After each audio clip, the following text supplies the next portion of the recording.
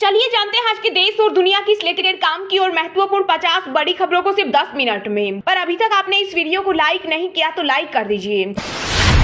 BJP के कारखाने ने 1 करोड़ से ज्यादा युवाओं का भविष्य बर्बाद किया। एमपी में बोले कांग्रेस नेता राहुल गांधी। कहा मोदी सरकार ने एमबीबीएस की सीट तक बेच दी। अगर 2024 में फिर से आए बीजेपी वाले तो पूरे देश को बेच देंगे। जहां भगवान श्री राम का जन्म हुआ वहीं लगेगी मूर्ति। राम मंदिर के वास्तुकार चंद्रकांत सोमपुरा का बयान। बोले ऐसा भव्य मंदिर आज तक ना कोई बना है और न ही बनेगा। जब से विपक्ष एकजुट हुआ है तब से एजेंसियों की बढ़ी है रेड। आप सांसद राघव चड्ढा का मोदी सरकार पर हमला। बोले अगर किसी भी नेता को ईडी सीबीआई से मुक्ति चाहिए तो वे बीजेपी में शामिल हो जाएं। भारतीय सेना सिक्किम में कनेक्टिविटी बहाल करने में जुटी। चुंगथांग में बनाए पुल। झीलों की मॉनिटरिंग के लिए राज्य सरकार ने इसरो से मांगी मदद। 100 रुपए में से सिर्फ 10 पैसे का निर्णय लेते हैं बीजेपी वाले। कांग्रेस नेता राहुल गांधी ने पीएम मोदी पर साधा निशाना। कहा वो आदिवासियों को करते हैं अपमानित। मध्य प्रदेश बीजेपी और आरएसएस की लेबोरेटरी। हमास से जंग के बीच पीएम मोदी ने इजराइल के प्रधानमंत्री बेंजामिन नेतन्याहू से फोन पर की बात। कहा मुश्किल घड़ी में हर भारतीय आपके साथ। विपक्ष के ओबीसी कार्ड की बीजेपी ने निकाली कार्ड। 2024 के लोकसभा चुनाव में जीतने के लिए केंद्रीय गृह मंत्री अमित शाह ने बनाई टीम 24। आप सांसद संजय सिंह को दिल्ली की रावज एवेन्यू कोर्ट से नहीं मिली राहत। अदालत ने 13 अक्टूबर तक बढ़ाई हिरासत। ईडी बोली सहयोग नहीं कर रहे आप नेता। विधानसभा चुनाव की तारीखों के ऐलान के बाद से धार्मिक माहौल बनाने के कार्यों में जुटा आरएसएस। सहयोगी संगठन भी हुए सक्रिय। एशियाड में हिस्सा लेने वाले खिलाड़ियों से मिले मोदी। कहा युवाओं को नशे के रास्ते पर जाने से रोके। आपने देश का सिर गर्व से ऊंचा किया। मुकेश अंबानी फिर बने एशिया के सबसे अमीर व्यक्ति। गौतम अडानी खिसक कर टॉप 10 की सूची में दूसरे पायदान पर पहुंचे। सीडब्ल्यूसी की बैठक में कांग्रेस ने किया फिलिस्तीन का समर्थन। कहा उन्हें भी सम्मान से जीने का हक। तो वहीं भाजपा ने किया पलटवार। बोली कांग्रेस ने हमेशा आतंकवाद का समर्थन किया। अयोध्या में बनाए गए अंतर्राष्ट्रीय श्री राम कथा संग्रहालय व आर्ट गैलरी में देखने को मिलेगा अतीत का गौरव। खुदाई में मिली विभिन्न प्रकार की करीब 350 वस्तुएं भी रखी जाएगी। एमपी में बीजेपी की जीत पक्की करने के लिए आरएसएस ने संभाला मोर्चा। 4000 कार्यकर्ताओं को सौंपी गई जिम्मेदारी। दिल्ली में बीजेपी कार्यकर्ताओं ने सीएम अरविंद केजरीवाल के खिलाफ भ्रष्टाचार का आरोप लगाते हुए खुला मोर्चा। मांगा इस्तीफा। राष्ट्रीय राजधानी दिल्ली में 1 जनवरी तक सभी तरह के गुटखों पर लगा प्रतिबंध। डीपीसीसी ने जारी की अधिसूचना। इंडिया टीम की बड़ी टेंशन। शुभमन गिल प्लेटलेट्स घटने पर अचानक हॉस्पिटल में भर्ती। अगले मैच में टीम से रहेंगे बाहर। 14 अक्टूबर को पाकिस्तान के खिलाफ भी खेलने के आसार कम। राहुल गांधी से लड़कियों ने पूछा शादी क्यों नहीं की। कांग्रेस सांसद बोले काम में इतना उलझा कि इसके बारे में सोच ही नहीं पाया। यूपी की राजधानी लखनऊ में माफिया मुख्तार अंसारी की जब्त। कोठी पर बनेगा गरीबों के लिए आशियाना। सीएम योगी ने प्रस्ताव को दी मंजूरी। युद्ध हमास ने शुरू किया लेकिन खत्म इजराइल करेगा। पीएम बेंजामिन नेतन्याहू का बड़ा ऐलान। कहा ऐसी कीमत वसूलेंगे कि याद रखेगी पीढ़ियां। मध्य प्रदेश में भाजपा के सामूहिक नेतृत्व के दांव ने उलझा दिया सियासी समीकरण। राहुल प्रियंका के हाथ कांग्रेस की कमान। आम आदमी पार्टी के राज्यसभा सदस्य राघव चड्ढा ने टाइप 7 बंगला खाली करने के आदेश के खिलाफ दिल्ली हाईकोर्ट का किया रुख। आप नेता ने निचली अदालत के फैसले को दी चुनौती। देश इजराइल का समर्थन कर रहा लेकिन कांग्रेस आतंकियों को सपोर्ट कर रही। बीजेपी नेता कैलाश विजयवर्गीय का बड़ा बयान। कहा कांग्रेस हमेशा आतंकियों और रोहिंग्याओं का समर्थन करती रही। नवरात्र में हो सकता है योगी कैबिनेट का विस्तार। ओपी राजभर और दारा सिंह चौहान का मंत्री बनना तय।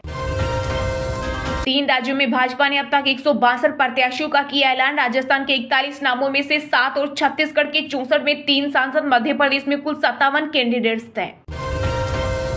2024 तक होती रहेगी विपक्षी नेताओं पर रेड। आप नेता अमानतुल्ला के घर ईडी की छापेमारी पर बोले शिवसेना सांसद संजय रावत। जगन्नाथपुरी में 1 जनवरी से लागू होगा ड्रेस कोड। मंदिर कमेटी ने श्रद्धालुओं के फटे जींस स्कर्ट और स्लीवलेस कपड़े पहनने पर लगाई रोक। राजस्थान की जनता के लिए कुछ नहीं किया। 5 साल एमएलए संभालने में लगा दिया। बीजेपी सांसद रमेश बिधूड़ी ने सीएम अशोक गहलोत पर बोला हमला। टीम चंद्रयान 3 को मिला अमृत रत्न सम्मान। वैज्ञानिक बोले इसरो की उपलब्धि पर देश को गर्व। अनुसूचित जातियों को साधने के लिए यूपी में 2 नवंबर को महासम्मेलन करेगी बीजेपी। 5 लाख लोगों की भीड़ जुटाने का लक्ष्य। पॉलिटिक्स में आने के लिए बॉलीवुड अभिनेत्री कंगना रनौत तैयार। बोली बस ऑफर का इंतजार। पंजाब में सरकार की सख्ती के बाद भी जलाई जा रही पराली बड़े धुएं से गिरी वायु की गुणवत्ता। लुधियाना का AQI 328 पहुंचा तो हरियाणा दिल्ली में भी जल्द दिखेगा असर। सुरक्षा बलों को मिली बड़ी कामयाबी। मणिपुर हिंसा में लूटे गए 5,669 विभिन्न प्रकार के अत्याधुनिक हथियारों में से 1,344 बरामद। प्रेस कॉन्फ्रेंस में कांग्रेस नेता राहुल गांधी की फिसली जुबान, बोले राजस्थान मध्य प्रदेश में कांग्रेस जा रही है और तेलंगाना में भी जा रही है। महादेव ऐप को लेकर छत्तीसगढ़ के सीएम भूपेश बघेल ने मोदी सरकार पर साधा निशाना, बोले इसे बंद करके भाजपा से जुड़े लोगों की करें निष्पक्ष जांच। गहलोत बोले 18 अक्टूबर के आसपास कांग्रेस की लिस्ट की उम्मीद, कोई उद्योगपति हमसे मिले तो शाम को घर पर ईडी इनकम टैक्स पहुंच जाते हैं। कश्मीर में किसी की कंकड़ उठाने की हिम्मत नहीं, अमित शाह बोले पहले लोग कहते थे 370 को हाथ लगाए तो खून की नदियां बहेंगी। इजराइल का समर्थन करने के बजाय संघर्ष रोकने की कोशिश करे पीएम मोदी, मौलाना मदनी ने किया फिलिस्तीन का समर्थन। ईडी की रडार पर एक और आम आदमी पार्टी के नेता। मनी लॉन्ड्रिंग के मामले में प्रवर्तन निदेशालय ने MLA अमानतुल्ला खान के ठिकानों पर किए छापे मारे। दिल्ली NCR में कई जगह सर्च ऑपरेशन। BRS पार्टी का चुनाव चिन्ह गाड़ी और उसका स्टीयरिंग ओवैसी के पास। तेलंगाना में सीएम KCR पर अमित शाह का बड़ा हमला, कांग्रेस पर भी किया वार। एनसीपी के नाम और सिंबल के मामले में शरद गुट का दावा, अजीत पवार की तरफ से पेश 9,000 से ज्यादा दस्तावेजों में गड़बड़ियां। 9 नवंबर को चुनाव आयोग करेगा सुनवाई। राजस्थान में हो रहा बहन बेटियों का उत्पीड़न, हर तरफ दहशत का माहौल। बीजेपी ने सीएम गहलोत पर साधा निशाना। भारत में हिंदुओं का क्या होगा, यतीन नरसिम्हानंद ने इजराइल हमले के बाद पीएम मोदी को खून से लिखा खत। सपनों की रेल नवरात्रि में कर सकेंगे रैपिडेक्स ट्रेन में सफर। पीएम मोदी हरी झंडी दिखाकर करेंगे रवाना। दिल्ली से मेरठ तक 82 किलोमीटर का होगा इस ट्रेन का ट्रैक। जम्मू कश्मीर के शोपियां में सुरक्षा बलों को बड़ी कामयाबी। मुठभेड़ में सेना ने लश्कर के 2 आतंकी किए ढेर, सर्च ऑपरेशन जारी।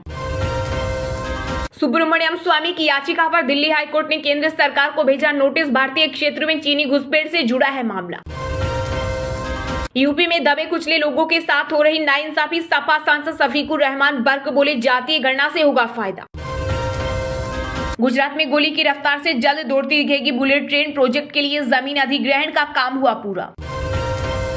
छत्तीसगढ़ में 13 अक्टूबर से शुरू होगी नामांकन की प्रक्रिया। 7 नवंबर को डाले जाएंगे पहले चरण के वोट। चलिए अब जानते हैं जो आम आदमी के काम की और फायदेमंद खबरें हैं उनको विस्तार से। पर इससे पहले अभी तक आपने इस वीडियो को लाइक नहीं किया तो लाइक कर दीजिए। 100 रुपए में से सिर्फ 10 पैसे का निर्णय लेते हैं आदिवासी अफसर। कांग्रेस नेता राहुल गांधी ने पीएम मोदी पर साधा निशाना, कहा वो आदिवासियों को करते हैं अपमानित। साथ ही कहा मध्य प्रदेश बीजेपी और RSS की लेबोरेटरी।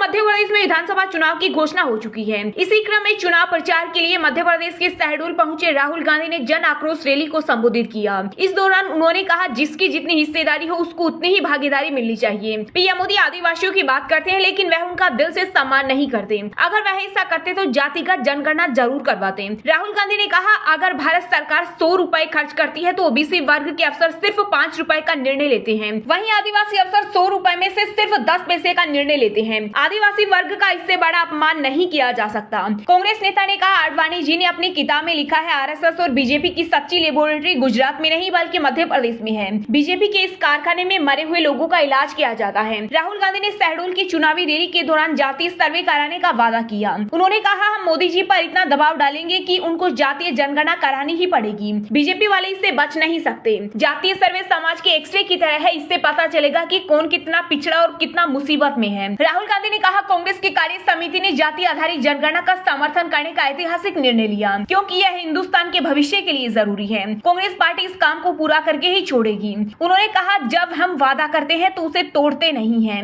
देश में जातिगत जनगणना होगी और हिंदुस्तान के गरीबों को उनकी हिस्सेदारी मिलेगी। राहुल गांधी ने पीएम मोदी को निशाने पर लेते हुए कहा क्योंकि पीएम मोदी नहीं चाहते कि पिछड़ी जातियों का विकास हो, इसलिए वह जातीय जनगणना नहीं कराना चाहते, लेकिन यह काम कांग्रेस पार्टी करके दिखाएगी।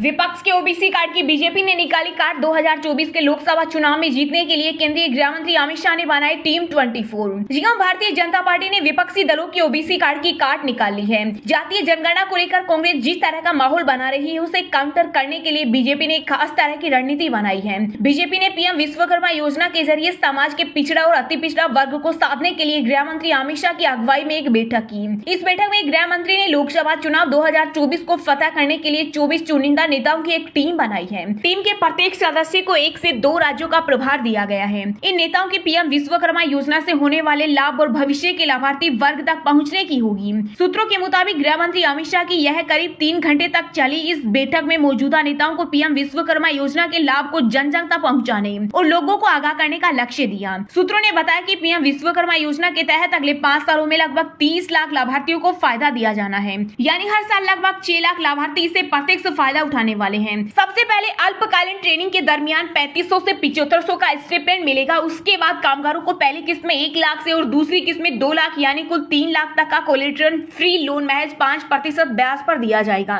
ऐसे में इस योजना से फायदा उठाने वाली कामगार जातियों के बीच जागरण और इससे होने वाले लाभ को लेकर जागरूकता फैलाने का काम तेजी से बीजेपी करेगी। दरअसल कांग्रेस देश में जातीय जनगणना कराने को लेकर आमादा है। राहुल गांधी जहां भी जा रहे हैं वो पूरे देश में जातिगत जनगणना कराने की बात कर रहे हैं। उनका कहना है कि जितनी आबादी उतना हक उनका प्रण है।